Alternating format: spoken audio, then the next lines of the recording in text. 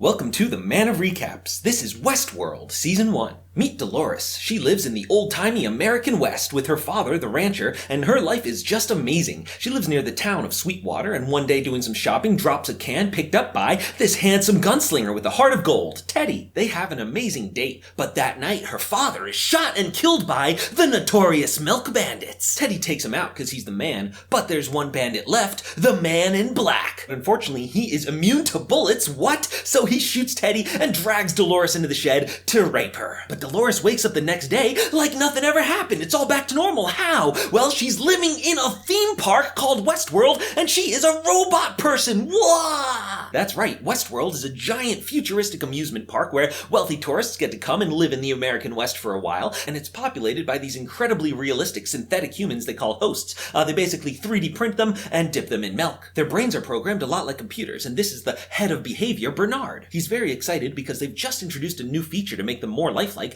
called reveries. Basically gives them a little bit of memory of past events, you know? Junior programmer Elsie is like, isn't giving them memories a really bad idea? And he's like, no, I'm sure it'll be fine. But some of the hosts start bugging out and the milk bandits go way off script, so Bernard goes to see Dr. Robert Ford, the mysterious founder of Westworld. Bernard's like, hey, I think we gotta scale back the reveries. It's like, yeah, that's probably a good idea, but the damage may have been done. Dolores' dad found this photograph of a woman in Times Square, New York. Dolores says that doesn't look like anything to me. That's their programmed response when they see something they're not supposed to. But her dad freaks out into a seizure and he whispers into her ear, "These violent delights have violent ends." Now that's just a Shakespeare quote. It doesn't mean anything. So Dolores runs to town to get help. But who are these guys riding in? It's Hector, sexiest bandit in the West. He's here to steal the safe from the saloon. He and his gang ride into town every week and cause a great hullabaloo. It's a big attraction, everyone's favorite. The young head of story, Lee Sizemore, is very excited about the new speech he's written for Hector, but just as he's about to deliver it, he gets shot in the neck by some dumb tourist. These people. Later, they're checking on Dolores' dad, and he starts saying some real creepy apocalyptic stuff, but Dr. Ford's like, oh, don't worry, he's just pulling script from an old character he used to play. He used to be a crazed cannibal preacher. Those were the good old days. But the head of quality control, Teresa, is like, look, he's broken. We gotta retire him, so they walk him down to the freezer, which is full of all the old retired hosts I can't show because they're naked. They replace Dolores' dad with some random dude she doesn't notice, and she's cleared to go back to the park because she's acting fine, but she's able to swat a fly, which is against their core programming. Harm no living thing. Now meet William. His co-worker and soon-to-be brother-in-law Logan is taking him to Westworld as a bachelor party. We get to see the futuristic entrance with monorails and stuff. They have a hot girl help you get into costume, and Jimmy's like, wait a sec, are you a robot? And she's like, if you can't tell the difference, does it really matter? By the way, I'm totally down for sex. And he's like, okay, you're a robot, I'm engaged, no thanks. The final step is choosing your hat, white or black. William's like, oh, is this a symbolic decision about the nature of our innermost selves? She's like, what? No, dude, it's just a hat. Pick one. William chooses white hat because he's a real good guy. Logan makes fun of him. He likes Westworld because he can give in to his darkest impulses. One morning, William sees Dolores drop her can, and he rushes in to hand it to her before Teddy does. It's a really good meet cute, but it's less cute a different day when the can's picked up by the Man in Black. He's like, don't worry, Dolores, no rape today. I've got something different planned. He's out in the desert torturing this random guy. See, he's discovered a secret side quest called the Maze. And whatever the first clue was, it seems to get the second. He has to scalp this guy. What? Sure enough, the next clue's on the guy's scalp, and he's like, wow, this quest is hardcore. For the next step, he needs the famed outlaw Lawrence, who is about to be hanged. He's like, sorry, lawman, I need this guy. Boom, shoots them all up. He takes Lawrence back to his family, but then he's like, hey, tell me about the next part of the maze, or I kill them. Lawrence is like, I don't think so, amigo. I got my cousins here to help me out. Man in Black's like, dude, I live for this. Boom, he stabs him and goes crazy, busting him up. Of course, it's not fair because real humans can't get hurt in Westworld, but his skills are still really impressive. So the Man in Black shoots his wife, and that triggers the daughter to be like, the maze isn't meant for you. He's like, dang, this quest is really hardcore. She tells him that he needs to go find the snake by the river, so he and Lawrence set off to do that. William is still on the level 1 intro quests of stopping the escaped convict. He sucks though, so he gets shot, but he shoots the guy back and wins because of course real humans can't get too hurt in Westworld. It just stings a little bit. The quest reward is a free night with the hot prostitute he saved, but he's like, still no robots, still engaged. Thanks though. He wants to go off and do some more beginner bounty quests, and Logan's like, wow, that's super boring, but if you want, it's your bachelor party. Speaking of quests, Lee Sizemore's launching a whole new storyline. It's gonna be epic, but Ford steps in, he's like, no, your story sucks, I'm gonna make my own. In fact, he's planning to reboot an old storyline from this buried village in the desert. Elsie's been following up on the weird behavior of the malfunctioning hosts. Turns out a lot of them were talking to someone named Arnold. Bernard asks Ford, you know what that means? It's like, oh, of course, Arnold was my old partner. We founded this park together. See, in the early days, they were working to make the hosts truly conscious, but but they never quite got there. One of the things Arnold tried was coding in an internal dialogue with him. That's why the malfunctioning host reverted to that old code. Bernard's like, okay, well, what happened to Arnold? Oh, he died in the park in a mysterious accident we don't talk about. Okay. Another problem comes up. A random host has wandered off, so Elsie checks it out with the head of security, Luke Hemsworth. He's like, what up, girl? Romance subplot? She's like, lol, no thanks, I'm into chicks. So they find this group of hosts in an endless loop, unable to cook their dinner because the host that wandered off is the only one authorized to use the axe for chopping firewood. They find him stuck in this ditch, but then he goes crazy. He's gonna smash Elsie, but then he bashes his own head, which is creepy, but a lot better. Now, Teddy's story is pretty boring, so Dr. Ford decides to give him a big part in his new storyline. The new villain is Wyatt, an army commander who went crazy and massacred his own regiment. Teddy was there that day and managed to get away, so now he's hunting down Wyatt, but he gets ambushed and that night taken prisoner. But now in Dolores' story, when the milk bandits come, she has no one to save her, and she's getting pulled into the barn to get raped again. But this time she finds a gun that she was mysteriously compelled to hide there earlier, and she shoots the guy and runs off into the distance, stumbling into the camp of William. The man in black is hunting snakes by the river, but when he sees this girl's tattoo, he realizes that's the one. Her name is Armistice, and she's part of Hector's gang. Man in black's like, hey, I want to join the gang. They're like, no, we're full up. So he shoots one of them. He's like, now you got an open spot. That works. He figures he needs the story behind her tattoos, and she's like, I'll tell you if you rescue Hector from prison. So he gets himself arrested for something and locked up in the cell with Hector. He's like, hey man, I've been coming here for years. I never really talked to you. What's your deal? He's like, life is a lie. Nothing matters. And it's like, yeah, you're more right than you know. So he busts him out of there. Outside, Lawrence is going to be executed again, but again, he's saved by the man in black. So he gets Hector back to camp, and Armistice is like, fine, these tattoos are all the men that killed my family, and the head of the snake is Wyatt. Oh. Dolores is tagging along with William on his bounty quest. The NPC guide is like, all right, guys, we gotta sneak in there real stealthy. Logan's like, I got a better idea. Bust in there, guns blazing. Hell yeah. Now this is a bachelor party. The guy they captured is like, hey, my boss El Lazo will pay a lot more than the bounty on my head. The sheriff's like, shut up. But Logan shoots him. He's like, yeah, we're taking the bad option on this one. I've heard about the El Lazo quest. It's supposed to be the coolest in the game. I had no idea this guy was the key. Now it's time you meet Maeve, the head girl at the town brothel. Much earlier, she was like, what's up, Dolores? And Dolores is like, these violent delights have violent ends. A meaningless code phrase again. But that makes her start having dreams about a past life where she had a daughter, and one day where the man in black came to kill her. So she's counting backwards from 3 to wake herself up, and it works, except she's on an operating table. She was brought in for some maintenance, but freaks out, runs off, and sees what must seem like literally hell before they're able to subdue her again. And after this, she continues to have visions of when she's dead and the cleanup crew that comes. She feels compelled to draw these strange creatures, and she's like, this is weird, I'm gonna hide it under my floorboards, where there's a whole stack of them! What's going on? One day when some natives come to town, a little girl drops a toy that looks exactly like her creature. So next time Hector comes to town, she grabs him. She's like, let's talk. You're half native, right? What's up with those things? He's like, they are the shepherds between our world and the afterlife. She's like, okay, now for my second request, I remember being shot right here. Can you see if there's a bullet in me? He's like, girl, you're my kind of crazy. Boom, stabs her and pulls out a bullet. They're like, life is a lie, nothing matters. And they go out in a blaze of glory. The man in black is hunting for Wyatt, and he finds Teddy strapped to a tree, still alive, but he's lost a lot of blood. Fortunately, Lawrence is a universal donor, so they get Teddy feeling better. He's like, yo, Teddy, take me to Wyatt. They need to cross the border to Mexico, but Teddy gets recognized. See, his dark past is that at the Wyatt massacre, he followed orders and helped Wyatt massacre the troops. But he's on a mission now, so he shoots up all these other troops, and they're on their way. Also in Mexico are William and crew. Logan reveals this isn't just a bachelor party, their company is actually thinking of buying Westworld, but then they meet El Lazo, who is Lawrence. Looks like the man in black killed him just in time for him to reset to the beginning of his story. Their first quest is to hijack some wagon carrying explosive liquid, which El Lazo is selling to a group of old Confederate soldiers, the Confederados. They're like, hey, we're gonna use this to blow up a bunch of Mexicans. Lawrence is like, you realize I'm Mexican, right? But they're all friends for now. They have a giant orgy party, which I can't show any of because it is so much nudity. Logan gets drunk and tells William he's a huge loser who's not good enough for his sister, so these two have a little fight. Dolores, meanwhile, has been having strange visions and is losing her grip on reality. But she does see El Lazo putting the explosives in a dead body and replacing the real explosives with tequila. She's like, William, El Lazo is betraying the Confederados. We gotta bail before we're caught in the middle. William's like, yeah, actually, I just got bored. This quest is kind of lame. And she's like, no, please, William, I love you. And they make out. So when the Confederados are playing a dangerous game of hot potato, they drop it and nothing explodes. They realize they were betrayed and blame Logan. These two find Logan getting beat up, but William knows he's in no real danger and thinks Logan could use a beating, so they decide to bail on him. But they get cornered too until Dolores goes into beast mode and shoots them all up. Who knew she had that in dinner. They hop a train and find El Lazo, and she's like, I'll blow us all up if we can't join you. He's like, all right, fine, that's fine. Dolores and William talk. She's like, I really think I love you. He's like, no robot sex and I'm engaged.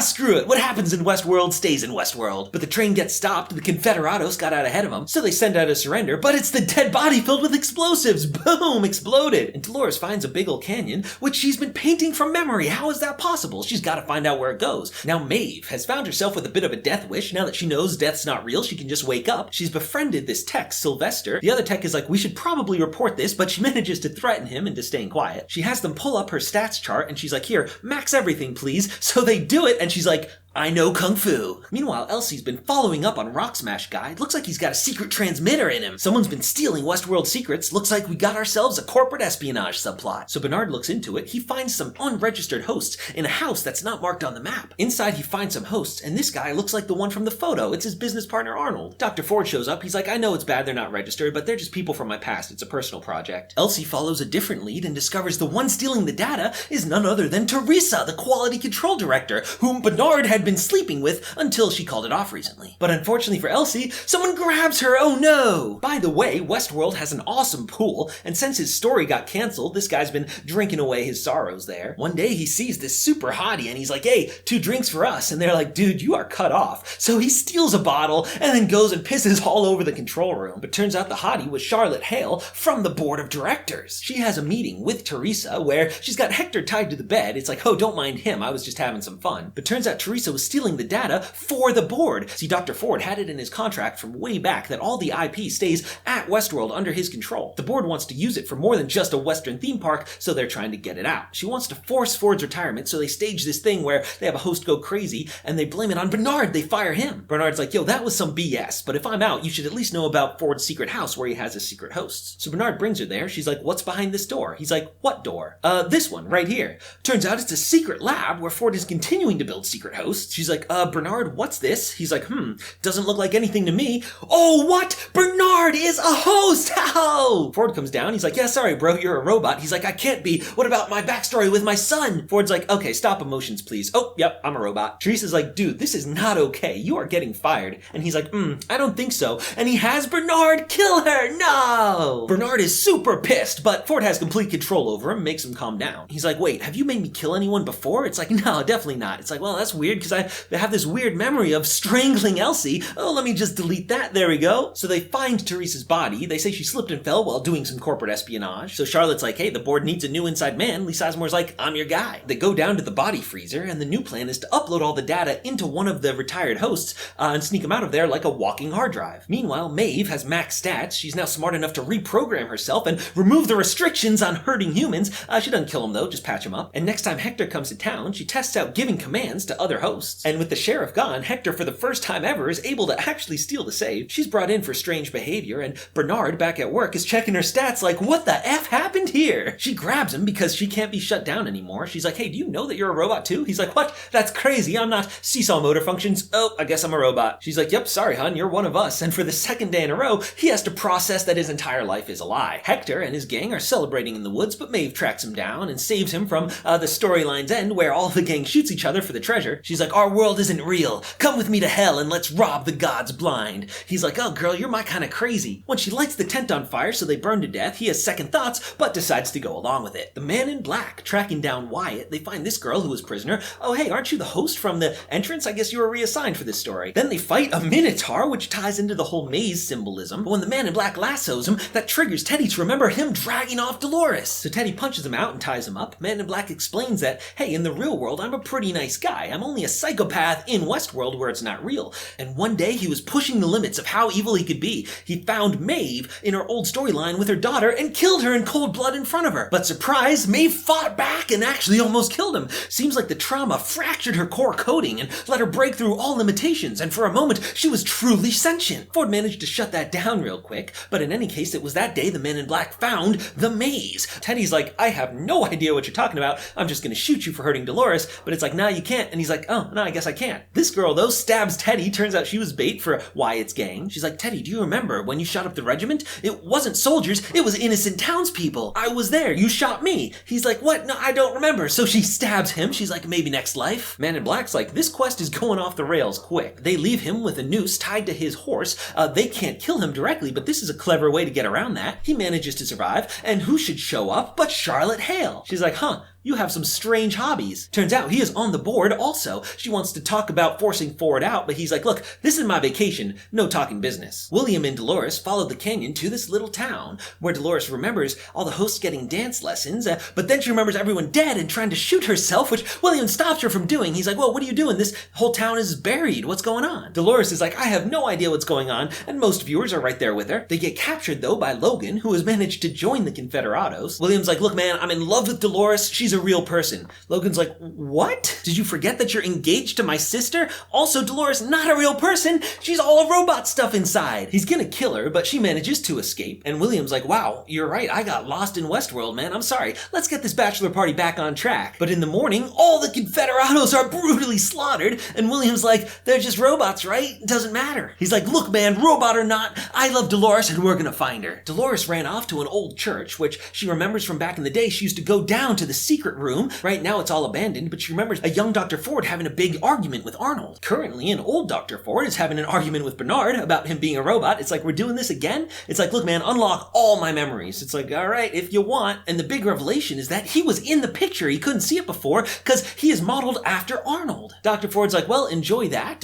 By the way, I still have complete control over you. Shoot yourself in the head. We'll start fresh in the morning. So the church basement is where Dolores used to meet with the real Arnold. He would have her read books and stuff to try to become truly conscious. In the present, though, it's abandoned, so she goes back up, and who should find her but the man in black? She takes him out back, where she finds buried the maze. When she first found it years ago, Arnold explained that consciousness wasn't like a pyramid, it was like a maze of self-discovery. She's like, I don't really get it. He's like, don't worry, no one does, but what this means is that you're truly alive. Man in Black's like, what does this mean? And he smacks her around. She's like, my William will come save me, and he's like, you're William? William is out looking for Dolores, and he's shooting down everyone in his path. He wanders for a long time and eventually ties Logan naked to a horse. It's like, I don't like you. I'm going to take over the company. So he sends him off where he theoretically survives but gets disinherited. I don't know. Finally, William makes it back to town and finds Dolores there, dropping cans just like always. But when some other scrub picks it up and she acts like everything's normal, he realizes, oh, she's not alive. She's just a robot. And that's when he became